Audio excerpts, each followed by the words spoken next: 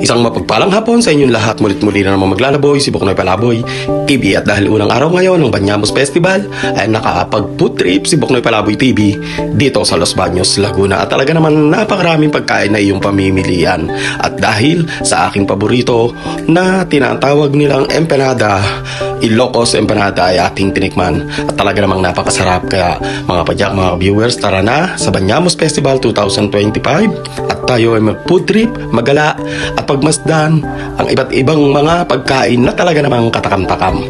Kaya mga padyak, mga viewers, kung ikay bago pa lamang sa aking channel, huwag kalimutang pindutin ang notification bell upang mag-updated sa mga bagong video na ina-upload ko. Kaya guys, don't forget to like, share, and subscribe.